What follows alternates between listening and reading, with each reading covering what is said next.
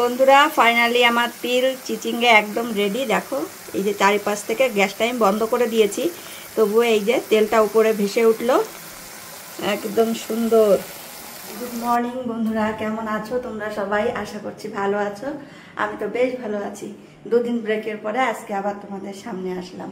আর এই দেখো এই যে সকাল সকাল ফুল তুলে নিয়েছি, এই যে আসন পরিষ্কারও করে নিয়েছি, একদম ধুয়ে মুছে পরিষ্কার। এখন আমি একটু পুজো দিয়ে নিই। আর ও ডিউটি থেকে এসে গেছে এবং আসার পরে একটু কম্বল ছিল, মানে একটা কম্বল ছিল, সেটা পেন্ডিং ছিল, যেহেতু বৃষ্টি বৃষ্টি সেই জন্য আর ধোয়া হচ্ছিল না।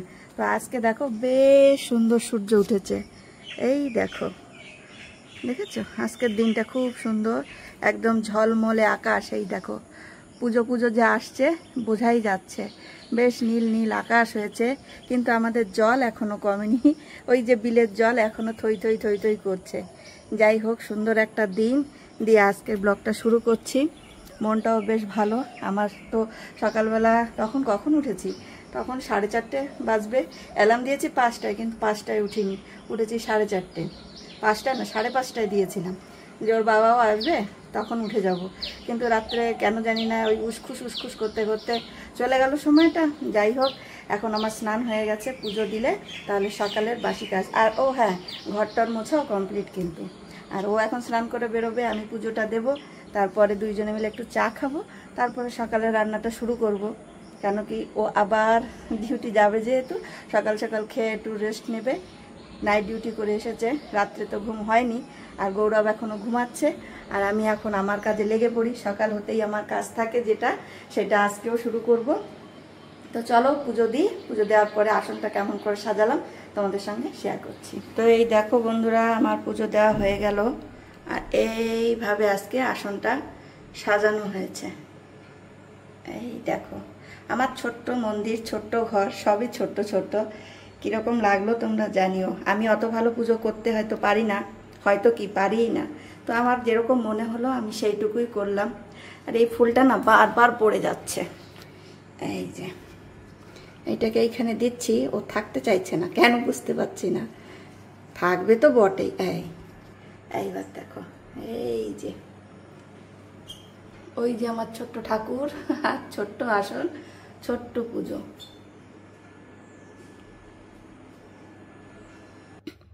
আর বন্ধুরা দেখো, এই যে আমার ছোট্ট স্টুডিওতেও ছোট্ট একটা আসন আমাদের আছে, সেইখানটাতেও পুজো দেওয়া আমার কমপ্লিট হলো। এইভাবে ফুল দিয়ে সাজিয়েছি। আর ওই যে মা সরস্বতী, আর এই যে হচ্ছে আমার আসন। কেমন লাগলো তোমরা জানিও কিন্তু। এই ছোট্ট ছোট্ট জিনিস দিয়েই সুন্দর জিনিস তৈরি হয়।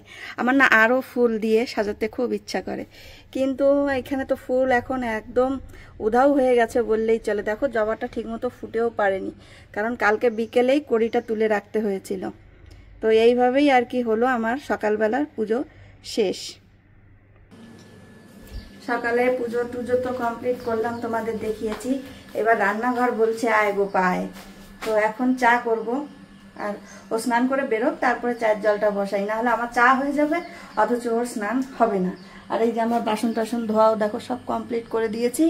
আর কিছু হয়েছে, আবার চাটা খেয়ে তারপরে ধোবো। এই যে হয়ে গেছে, তো হলো সকালের কাজ।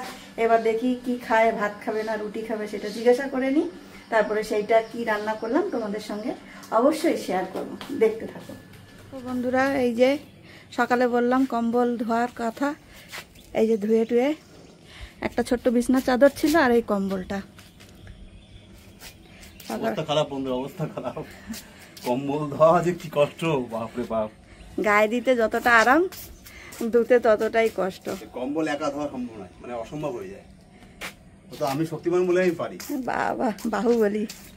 যখন জল ভরে যায় এতে উঁচু করা যায় না, একদম হাতির মরা হাতির মতো অবস্থা হয়ে যায়। তো সবাইকে গুড মর্নিং বন্ধুরা। এসছি নাইট ডিউটি করে জাস্ট বাড়িতে এসছি, তখন 6টা বাজে। আজকে ওখান থেকে বেরিয়েছি 5টার আগে, 5টা বাজতে 5 মিনিট বাকি ছিল, তখন বেরিয়েছি। রাস্তায় একটু দাঁড়ালাম, একটু সবজি বাজার করবো, সে সবজি বাজার দোকানই খোলে নেই এখন অত সকালে। তো এই সকালে দুটো কাজ, এই ফার্স্ট কাজ শুরু করলাম। এসে দেখি গোপার পোচা পোচা মারা, ঘর ফর ঝাড়ু পোচা মারা সব কমপ্লিট। আমি এসে শুধু এই দুটো ভাগে পেয়েছি, এই দুটো করলাম। আর কালকে দেখো এই ছাদটা পুরো পরিষ্কার করেছি, কিন্তু এইগুলো আবার কারেন্ট পাতা, এগুলোকে উপর থেকে না ফেলতে পারছে না, তাহলে উড়ে উড়ে যাবে। এগুলো একটু জমুক তারপর ফেলবো এটা। এখানে পুরো একদম পুরো টান লাগানো ছিল, ঢের লাগানো ছিল, সেই নোংরা এতদিন মানে পড়েছিল যে ওখানে আম গাছের বীজ পুরো আম গাছ হয়ে গেছিল। কালকে পরিষ্কার করলাম, মোটামুটি এমনি পরিষ্কার। হ্যাঁ এই দেখো এমনি ছাদটা পরিষ্কারই। এইটা কি মধু নাকি? ছিল মধু, তাই জল দিয়ে পরিষ্কার করার জন্য সেই রেখে গেছিলাম। আর ছাদে তো তেমন বিশেষ ওঠা হয় না, ওই জন্য ওইটা ওই রকমই রয়ে গেছে। আর এই চারিদিকে জলের ট্যাঙ্কিতে না এই বট গাছের চারা দুনিয়া তা হবে না কেন? এই পাশেই রয়েছে আমাদের বট গাছের জায়গাটা, হবে না? এইসব জায়গাগুলো বট গাছ আছে কোথা থেকে? ওই বীজগুলো খেয়ে খেয়ে বাদুড়ে ফেলে বোধহয়, তাই জন্য। বাদুড়ে কি ট্যাঙ্কির ভিতরে গিয়ে ফেলেছে? হয়তো পাশে ফেলেছে, ওটা চলে গেছে ভিতরে জল টলের জন্য। আরে এই দেখো সুন্দর নীল আকাশ। নীল আকাশ মোটেই না, আমার মেঘ না না নীলই আকাশ, সুন্দর। দেখো চারটা পুরো উপরে মেঘ দেখছো কেমন করছে? ও তো হবেই, ওইটুকু তো হবেই। আর এই দেখো আমাদের ড্রাগন খেতে খেতে আর এই অবশিষ্ট দুটো রয়েছে। দুটো আছে বন্ধুরা। আমার মাকে তো একটা দেবো বলে তার জন্য রেখেছি। আর তুমি কয়টা খেয়েছো? ম্যামকে দিয়েছি, গৌরবের ম্যামকে, আর আমরা দুটো খেয়েছি। আর দুটো কই, তিনটে খাওয়া হয়েছে। একদিনকে কাটলাম ওই ছোট একটা, গৌরবরে কালকে একটা, পরশুদিন একটা দিলাম, তোমাকে একটা দিলাম।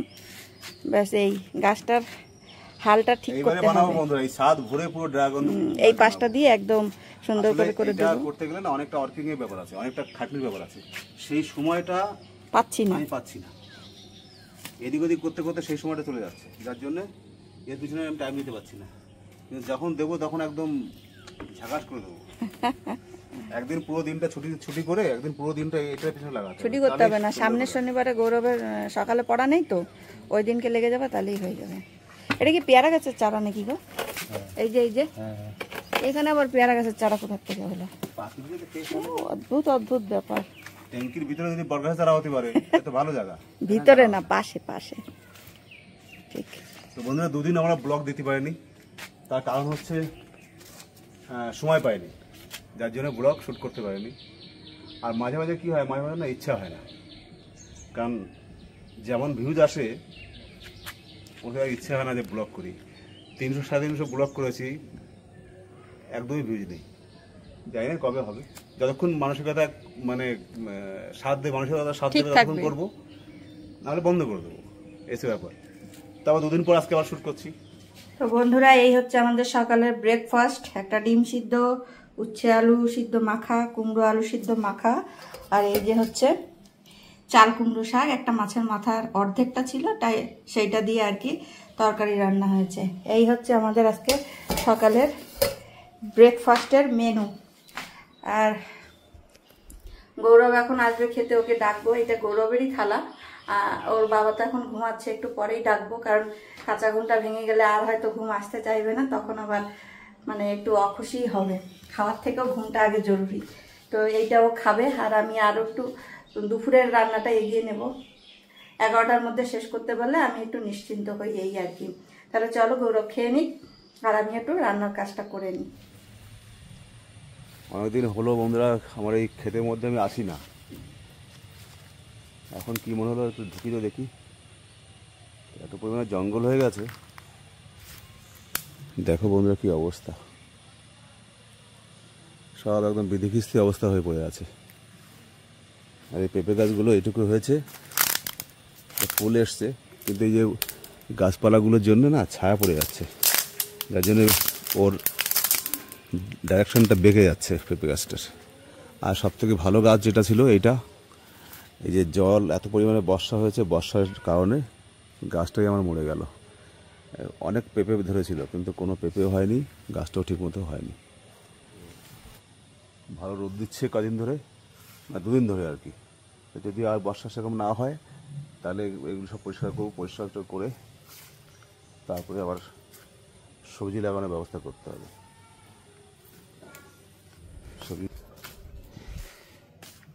সকালে বাড়ি এসে একটু করে শুয়েছিলাম, হালকা মালকা একটু ঘুম দিলাম, এখন উঠলাম।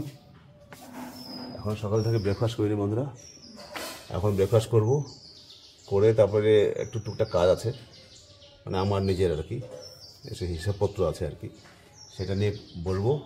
তারপর আবার সময় হয়ে গেলে আবার 12টার সময় আবার বেরিয়ে যাবো ডিউটিতে। তো চলো এখন কিছু খাওয়া যাক। নানু খাওয়া গেছে? নানু খাওয়া গেছে? হ্যাঁ বাবা, তোমার খাওয়া গেছে?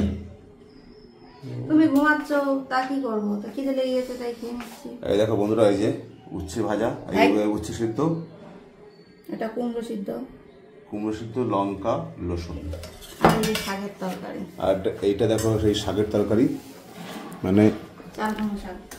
আমাদের চাল কুমড়ো খাওয়া হয়নি কপালে একটাও, মানে হয়নি আর কি। শাকগুলো খেয়ে খেয়ে আর কি গাছটা এখন তো মানে মরে গেছে গাছটা। আবার দেখি দুটো ডাল আবার জ্যান্ত হয়ে গেছে। হ্যাঁ, যদি ওয়েদার যদি আবার ঠিক হয় তো হতে পারে কি ওই দুটো আগাতে আবার চাল কুমড়ো ধরলো। আসলে চাল কুমড়ো গাছটা না খুব, মানে ওই গাছগুলো সহজে মরতে যায় না। বর্ষায় সব গাছ মরে যায়, কিন্তু চাল কুমড়ো গাছ মরে না, আর তাই হলো। এখন দেখা যাক, দুটো তিনটে আগা ভালো হয়েছে, কিন্তু বয়স হয়ে গেছে না গাছের। সেই যে একটা তেজ ভাব, সেইটা নেই। তোমাদের সঙ্গে একটা রেসিপি আজকে শেয়ার করবো একটু পরে, তাই জোগাড় যন্ত্র করে নিচ্ছি, ওর খাওয়াটা হয়ে যাবে, তারপরে গিয়ে রেসিপিটা শেয়ার করছি। কেমন লাগবে তোমরা বলো কিন্তু। চলো খেয়ে নাও। তো বন্ধুরা, কড়াইতে তেলটা গরম হয়ে গেছে, এর মধ্যে আমি দিয়ে দেব কালো জিরে ফোড়ন। ফোড়নটা যখন একটু কি বলে এটাকে চড়বড় চড়বড় করে উঠবে, মানে ফুটে উঠবে, তখন এর ভিতর দিয়ে দেব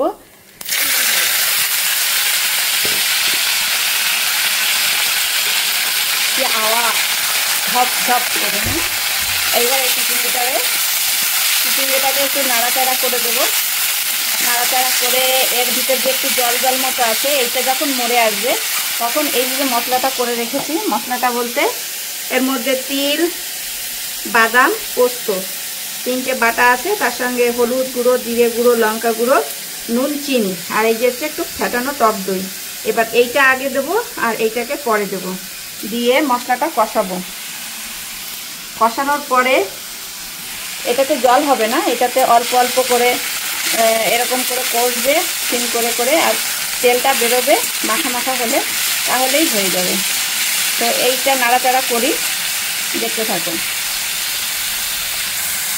এর ভিতর যে জলটা ছিল সেই জলটা মরে গেছে। এইবার এই যে বেসিক মশলাটা করে রেখেছিলাম এইটা এইভাবে দিয়ে দেব। সবটা দিয়ে দেওয়া হয়ে গেল, আর যেটা বাটিতে থাকবে লেগে ওইটা হালকা একটু জল দিয়ে পরে ওটাকে দিয়ে দেবো এর সঙ্গে মিশিয়ে। তো এবার এইটাকে ভালো করে নাড়াচাড়া করে নেব, ঠিক এইভাবে।